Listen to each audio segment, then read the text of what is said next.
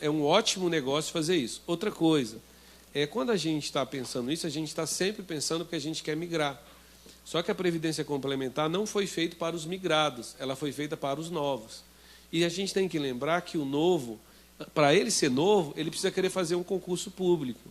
E para ele fazer um concurso público, tem que ter atratividades dentro da nossa carreira. E ficaram poucas. Tá certo? Então, quando você olha para a carreira, aí você fala assim, não, pelo menos lá eu vou ter uma previdência complementar, onde o patrocinador vai me pagar. E aí eu entro, e aí daqui dentro eu recebo contribuição do patrocinador para a minha previdência. Então, a União precisa atrair no concurso, depois ela precisa atrair para a própria previdência complementar que ela criou, e depois ela precisa que as pessoas que entraram se mantenham. E realmente o grande atrativo é a parcela do patrocinador. Então, a gente vê com baixíssimo risco a possibilidade da União sequer diminuir o valor ou muito menos risco da União parar de pagar, tá certo? Porque ela precisa atrair e reter todos aqueles que trabalham para ela. Então, é importante a gente ter... Não é que isso vai diminuir o risco, mas é importante que a gente entenda os critérios. Pois não, continue, por favor. Ok. Bom, o segundo gancho daí é em relação à questão do seguro de vida, né, que vocês estão licitando. E de invalidez, seguro de vida e de invalidez. Pronto, já respondeu essa parte, então. Tá, e outras questões, acho que vou dividir em duas formas, para ser um pouco mais conciso. A primeira é a questão da rentabilidade. Os cálculos, que até mesmo que o senhor apresentou e que a gente faz no site do FUNPRESP, eles levam em consideração, ou pelo menos, digamos, eles te direcionam a fazer o cálculo com base numa rentabilidade de 4,5% ao ano, que é uma rentabilidade muito boa. Mas, assim, tipo, é realmente realista a gente prever uma rentabilidade dessa pelos próximos 30 anos, que é o que eu vou ter que contribuir? Sim. Essa é a rentabilidade que a Fundação entende que vai alcançar. E a gente tem... O que a gente está olhando? A gente olha o cenário do que a gente já teve e a gente entende que é isso. Tanto que a gente sugere isso. Só que é uma sugestão da Fundação. Se você quiser, por isso que o simulador ele tem 5 faixas. A sugestão da Fundação, por isso que lá embaixo fala assim, ó, a rentabilidade aqui foi com 4,5. Mas, por exemplo, você pode falar assim, não, Edmilson, eu quero que faça para mim com 3, ou com 2, ou com 1, ou quero que seja com valor menor ou maior. Então, lá tem uma faixa. Então, na hora que está fazendo o cálculo embaixo, é só você substituir um valor por outro. Ou, se você quiser, você pode pedir para mim, falar, não, Edmilson, eu quero que você faça meu cálculo considerando a rentabilidade de 1% acima da inflação. Pode. Só que essa é uma rentabilidade que a gente usa, que a gente acha que é adequada. Lembrando, quando você vai fazer outras entidades, na maioria coloca 9, 10, 11, 12 de rentabilidade acima da inflação. Então, a gente... Tanto é que, não sei se vocês observaram, é que quando eu fiz aqui, ó, porque eu não gosto de deixar nada escondido. Está aqui, ó. Ah, qual foi a taxa que você usou aqui? Está aqui, ó. Hã? Não, é conservador. O nosso investimento é bem conservador. E aqui está a composição do nosso investimento também. E essa informação fica disponibilizada no site o tempo todo e ela é atualizada todo mês. Agora a gente já deve estar colocando, a gente espera sair o quê? O índice da inflação. Então agora nessa semana a gente já deve estar colocando a rentabilidade, o nosso relatório de investimento de fevereiro. Ok. E as últimas questões têm relação a essa questão da governança e de segurança da fundação em si. A primeira delas é que, pelo que eu vi no site, a maior parte dos órgãos, né, o conselho consultivo, a direção, elas têm a participação tanto de membros eleitos pelos participantes, quanto também dos indicados pelo patrocinador. Perfeito. Então a questão é como é que acontece essa indicação e qual que é a influência dessa indicação do patrocinador no processo decisório. E a segunda questão, que é também bem incerta, bem imprevisível, mas existe risco de que o FUNPRESP-JUDE seja incorporado a outros fundos, ou FUNPRESP-ZEC, ou sei lá o que mais pode vir aí, porque afinal 15 mil pessoas é um número considerável, mas não é exatamente um universo muito grande em termos de previdência complementar. Não sei, existe vantagens ou desvantagens em ser incorporado a um outro fundo? E seria isso, basicamente. Tá. A primeira questão com relação aos conselheiros, se você olhar aqui embaixo, ó, somente membros do Poder Judiciário, do Ministério Público da União e do CMMP podem ser conselheiros. Então, há uma indicação que está aqui, ó, quando a gente fala do Conselho Deliberativo, são 3 indicados e 3 eleitos. Então, quem é que indica? Segundo a Lei 12.618, é o presidente do Supremo Tribunal Federal. E essa indicação ela é feita a cada 2 anos. Por quê? Porque a gente tem uma alteração da composição do nosso conselho, que ela é feita a cada 2 anos, para a gente tem sempre ter novos misturado com velhos, que é como se fosse a composição do Senado. Então, você nunca consegue renovar completamente o Senado, porque uma hora você vai renovar 2 terços e uma hora 1 terço. Então, agora nós acabamos de fazer um processo eleitoral, onde nós tivemos a renovação não, na realidade, a recondução dessa composição aqui, ó. Eles concorreram à reeleição e conseguiram ser reconduzidos com a diferença de 22 votos. Foi uma eleição extremamente apertada, 22 votos de diferença. E essa outra aqui é indicação do Supremo Tribunal Federal, só que o presidente do Supremo, desde a primeira composição, o que ele faz? Ele pede indicação dos outros presidentes. Então, ele manda um ofício, por exemplo, lá para o TST e fala: TST, indique um representante da Justiça do Trabalho para compor ao Conselho Deliberativo da FUNPRESP-JUDE. E aí o presidente do TST manda essa indicação para o presidente Supremo, que faz essa indicação final. Se observar aqui, ó, indicados tem membros do TSE, do MPU, do Conselho da Justiça Federal, Conselho da Justiça Federal, do STF, do CNJ, do MPU e do TST. E do lado de cá, todos foram mediante processo eleitoral. Todos os eleitos precisam ser necessariamente participantes do plano, enquanto que os indicados hoje, a grande maioria é integrante do plano, inclusive migrados. Então, nós temos as pessoas que estão na fundação, praticamente todos participam do plano, e a interferência e ingerência política nenhuma. Indicou, nós nunca tivemos nenhum pedido de ninguém, a gestão da fundação é totalmente autônoma. Outra coisa importante, o que é uma fundação? O que é uma fundação? A fundação é a soma do seu patrimônio.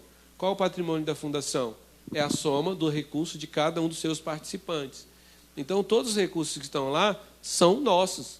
E a fundação tem personalidade jurídica própria. E ela está vinculada ao Supremo Tribunal Federal, como o colega colocou. Eu acho uma dificuldade enorme que vem a FOSPES fundir a FUNPRESP com qualquer outra entidade. Outra coisa, desde o início, a intenção da fundação é ser uma entidade destinada exclusivamente para os membros e servidores do Poder Judiciário e Ministério Público da União.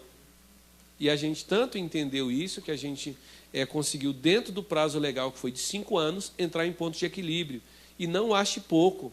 15 mil é um número muito significativo dentro de entidade de previdência complementar. É muito significativo. Só que a gente tem que lembrar que o nosso universo é mais de 100 mil. E esse número só tende a crescer, porque todos os novos entrarão em qual regra? Limitado ao teto. E a alternativa que se tem é a FUNPRESP-JUDE.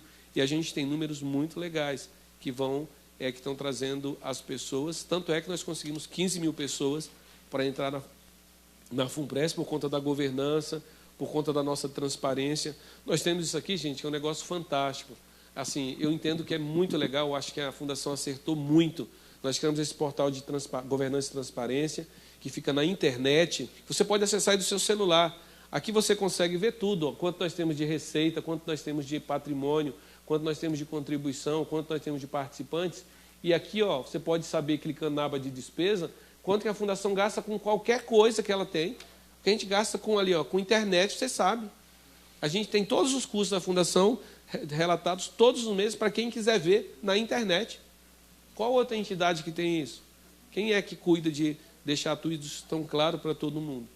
Porque a gente não tem nada para esconder. A gente tem tudo para mostrar para que vocês tenham confiança naquela entidade que é nossa. Tá bom? Mais alguma pergunta? Você falou muito aí nos servidores novos. Servidores novos, aqueles que já entram limitados ao teto, que não tem direito à média, integralidade, paridade, nem à última remuneração. O viés cognitivo já é diferente. Quem entrou antes da Lei 12.618 tem o viés de se aposentar, seja pela integralidade e paridade, que foi quem entrou até 20 de dezembro de 98, quem entrou depois de 20 de dezembro de 98, a última remuneração, até 17 de dezembro de 2003, 17 de dezembro de 2003. Isso é uma data das emendas. 20 de dezembro de 98, emenda 2098. 17 de dezembro de 2003, a emenda 41. E depois da Lei 12.618, que é de julho de 2012, eu não lembro a data, o dia especificamente, aí foi que foi criado o FUNPRESP. Quem entrou depois do FUNPRESP, da criação do FUNPRESP, tem um viés cognitivo diferente. Já sabe que tem um salário inicial analista, entra ganhando salário inicial em torno de R$9.000, vai se aposentar com 5, já sabe que vai procurar uma previdência complementar. É outro viés. É como se fosse outra categoria. Certo? Nós somos tipo os ornitorrincos, aqueles que ficaram, né? Seres em extinção, seres de outra categoria, um misto de ave como é que... A ave com batraco, sei lá o que porra... Aquilo ali, bem, a gente é isso, a gente é ornitorrinco, velho. É espécie em extinção. E, por fim, eu acho que solucionei essa sua questão da previdência complementar em relação aos novatos, e a resistência que muitas vezes a gente tem por uma outra questão, é a mentalidade do servidor. A gente tem a mentalidade de esperar que o governo vá prover nossa aposentadoria. A gente não tem aquela mentalidade de empreender, de investir, de criar um negócio, de criar um valuation. Não tem, infelizmente não tem. A grande maioria do órgão não tem. Hoje a gente tem a oportunidade, depois de todas essas mudanças na Previdência, de adquirir uma mentalidade mais proativa, mais empreendedora. Não necessariamente ser empreendedor é abrir um negócio. Você pode empreender sendo sócio minoritário de uma empresa, fazendo uma empresa que tem uma gestão profissional, trabalhar e você viver de renda passiva. Que não tem coisa melhor, certo? E agora, estou brincando saindo no Bitcoin. Irmãozinho, é o seguinte, tu quer perder teu dinheiro, é melhor tu gastar em farra, comprar carro novo, viajar, do que tu entrar em Bitcoin. Não tem substrato nenhum. Aquilo ali, alguém inventou para ganhar dinheiro de alguém, inventaram aquilo para te ferrar. Ó, a apresentação de Edmilson, muito bem feita, mas ele está usando aqui um troço chamado PowerPoint. Para usar PowerPoint, tem que pagar a licença de uso à Microsoft. Então, aí você tem um valor. Você tem um valor agregado. Certo? Olha, quem tem ação da Microsoft está rindo de desastre de trem. Porque a empresa tem valor. Todo mundo aqui tem um telefone celular. Roma inventou o dinheiro, denários, era uma moeda lá em Roma, moeda de prata. Aí veio a palavra dinheiro. Roma inventou o termo pecúnia, que na época era gado. Aí que surgiram as moedas de ouro. Durante milhares de anos era moeda de ouro. Né? Com o desenvolvimento da Revolução Industrial veio o papel moeda. Nos anos 80, 90 veio o cartão de crédito, dinheiro de plástico. Vai acabar com tudo isso. Porque, por exemplo, eu só faço saque para pagar a minha funcionária em casa. Se você me pegar agora, botar de cabeça para baixo, não cai uma moeda. Não cai uma moeda. Tudo eu pago no cartão de crédito. Tudo eu pago no cartão de crédito. E depois que inventaram o cartão, você não precisa nem do cartão. Você paga com celular, paga com Apple Watch. Não tem coisa melhor do que isso. Não falei em Apple Watch porque eu tenho um Apple Watch. Mas Apple Watch, Samsung Pay, PayPal, isso aí é o futuro. Então o papel moeda vai deixar de existir também. Aí tu acha que você investir nas empresas que têm essas tecnologias não vai te agregar em médio a longo prazo dinheiro suficiente? Você vai ser, mesmo que você queira ser gastador, você não vai conseguir gastar o tanto que você vai receber de dividendo. Porque você vai ter tanto dinheiro na sua conta, você diz, eu vou comprar uma Ferrari. Compra, está lá a Ferrari na garagem. Vermelha. Ah, me abusei, agora eu quero um Porsche amarelo. Está lá um Porsche. Daqui a pouco você está feito Cristiano Ronaldo. Maluf, uma garagem cheia de carro. Porque você não sabe com que você vai gastar dinheiro. Então, é isso que a gente tem que pensar.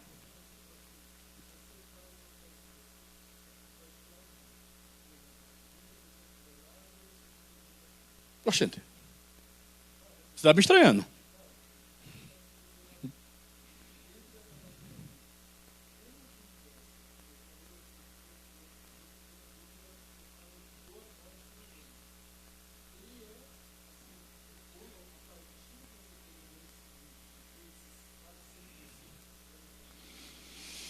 Eu vou lhe falar só uma coisa. Vou lhe falar uma coisa para você entender o que eu penso sobre previdência complementar. Previdência complementar é somente uma coisa para mim. planejamento sucessório. Vamos supor, eu tenho $1 milhão e vou deixar de herança para 3 filhos. Eu tenho 3 filhos, aí é verdade, fato. E tenho $1 milhão. Tenho um filho que me dá muito gosto, ele forma-se, trabalha numa grande multinacional e tem uma renda anual de $1 milhão, o que eu tenho para deixar de herança.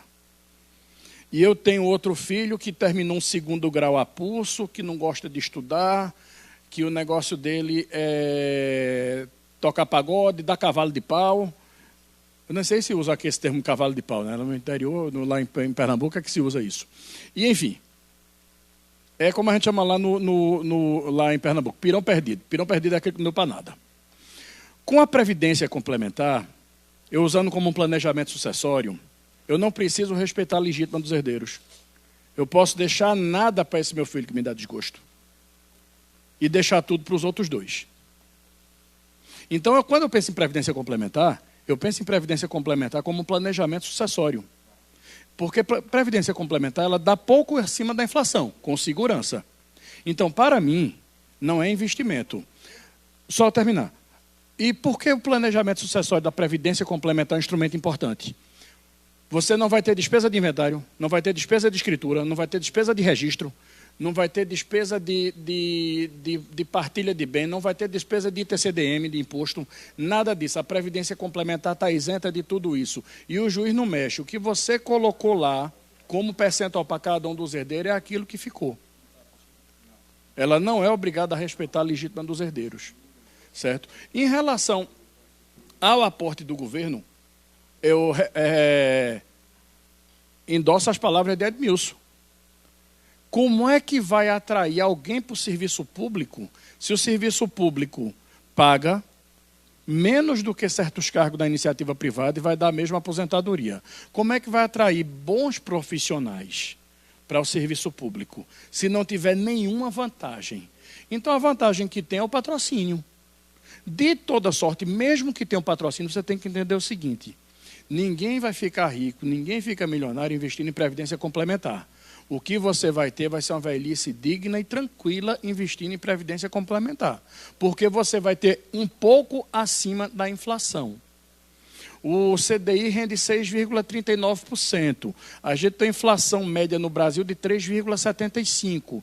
Então, render 107% do CDI vai render aproximadamente 6,48%, 6,49%, que dá menos do que a taxa Selic. Então, você tem uma segurança numa rentabilidade dessa. É uma rentabilidade bem superior à inflação. Mas não é nada que vai lhe deixar milionário mesmo no longo prazo. Vai lhe deixar tranquilo. Entendeu? Então, o fato do governo dar um aporte não quer dizer que você vai ficar mais rico. É apenas uma forma de atrair bons profissionais para o serviço público. Principalmente num país que tem um serviço público muito grande e tem uma população muito carente de serviço público. Em várias áreas, educação, saúde, justiça, polícia, bombeiro, tudo isso.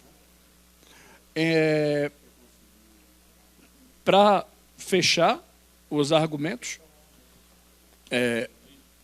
concordo com o Edmilson, não vai haver... Muito difícil que o governo deixe de dar o patrocínio.